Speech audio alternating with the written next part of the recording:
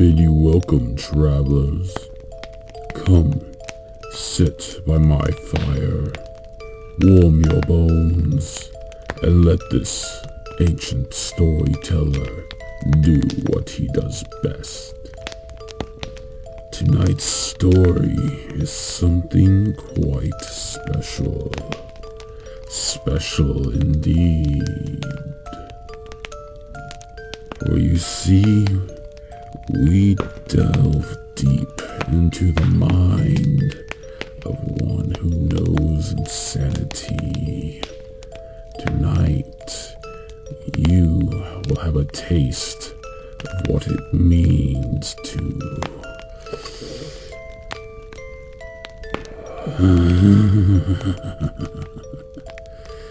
tonight's story is And Then There Was One, written by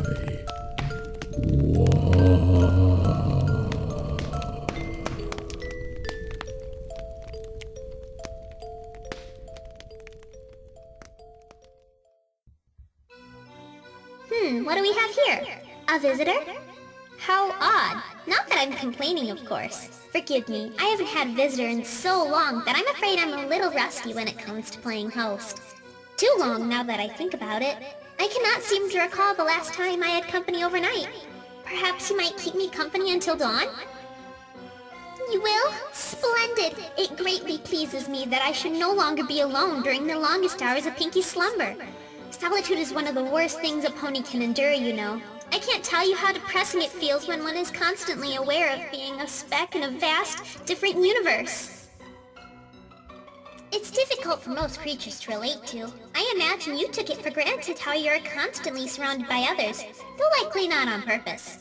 One does tend to grow accustomed to things when they're around them for so long, after all. As you can imagine, all sorts of interesting thoughts are brought to the forefront of my mind during these periods. Sometimes they are quite unpleasant to contemplate. I am afraid I wasn't being entirely truthful about my solitude. Well, I was in regards to companionship, but never have I been left alone for more than a short period of time. Don't you see or feel or hear anything yet? Your head doesn't feel like it's going to implode and explode simultaneously? Oh well, not to worry really, you'll be fine. Nothing's going to happen to you, okay? I can see you don't believe me. Please, oh look here, they can't take it, won't be long before it's over. I mean, all you need to do, stop! They stopped. That was bad, right? All those sounds and images and thoughts and ideas, all colliding at once are insufferable to have to deal with. What was that? That's what goes through Pinky's mind. All of what you just experienced is a fraction of what goes through her head every single second of every single minute of every single hour of every single week of every single month of every single year. Yes, I had to iterate all of that so you could understand. It never stops, you know. My only escape is her waking hours. I don't know how she hasn't been driven to insanity yet. Just about any other pony would have been sent to a mental institution, yet not she. Functions as normally as any pony else, aside from her oddness. How remarkable.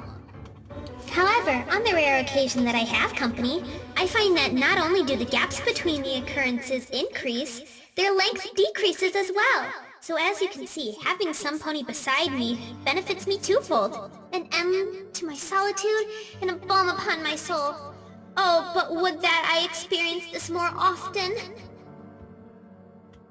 So, tell me about yourself. How does it feel? Excuse me, what are your hobbies, your hopes and dreams? Perhaps you... No, it's endless, no peace, just me, Pinky. Sorry, you're alright, yes? This might not work. It would be difficult at best if we are interrupted this often. Truth be told, it's only a few hours until dawn.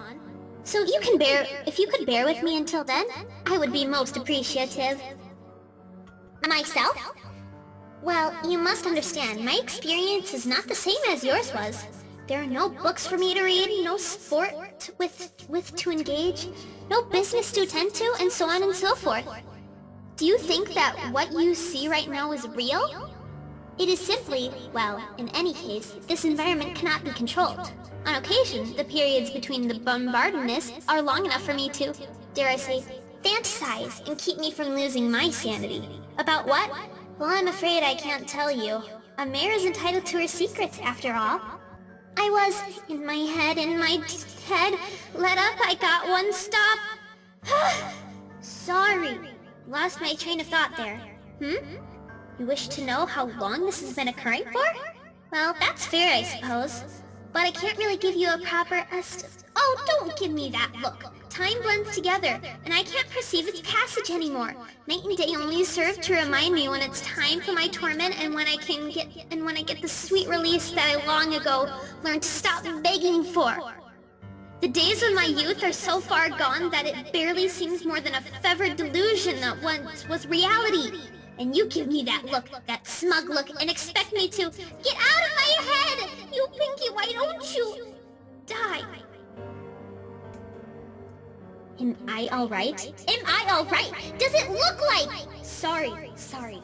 It's very tiring to keep my sanity intact, and I don't need you mucking it all up. Look, I know that's not much of an apology, but you see what I have to work with, right? These interferences are all over the place. It's a wonder that I haven't cracked yet. No, Pinkamina. Deep breaths. Let's talk about baking. Yes, I know quite a bit about baking. I watch Pinky do it, a lot of it. And she is employed by a baker. I've even helped her a time or two with some secret ingredients. Every once in a while, though, I inexplicably find myself in control. Though even then, her thoughts never stop. Anyways, during one of those times, I'll invite a friend of hers over and... Pinky! Flay them, cut them, tear them open, but never kill them. She won't let me. I push them to the brink of death and insanity, and then I feed them a potion that both heals them and wipes their memory of the whole encounter. Can't have them disappearing and having other ponies look for them, or have them remembering their experiences. Every time I do it, I want to see expressions of terror upon their faces, horrible pain delivered from one they believe to be their friend, because she cannot bear it. And if they remember, they'd eventually break, but never again reach the same level of horror, never to be so scared as they are during those precious moments when I can touch reality. Whoops! I said more than I meant to, but it's almost dawn now, and I feel Pinky stirring. You can't leave, not anymore. Got ya, you see? It was at the beginning, and you just rolled over and let me do it. You almost had a chance to win it back, to escape, but it's over. And now I can stop it. Not forever, but for a time. A long time. Until you snap and go all loco in your cocoa. Then you go away. Far away. I waited for so long for some pony to take all the pain away. I cried every night, screamed every night until I couldn't scream anymore and I lost my voice. But no pony came. No pony came! I'm the forgotten one. The little filly that nobody noticed was missing. The one who watched helplessly, watched while a stranger lived her life. I raged long and hard for all the good that it did. And I was alone for so long until things started showing up. And when you did, I found that I could sleep again at nights. That all I needed was for you to listen to her thoughts in my stead. Pure moments of bliss followed by an inevitable madness.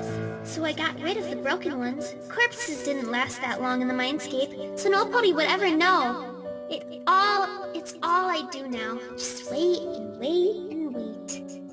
Well, as fun as this has been, it seems our time is up. It's time for me to rest, and time for you to start doing your job. Good night.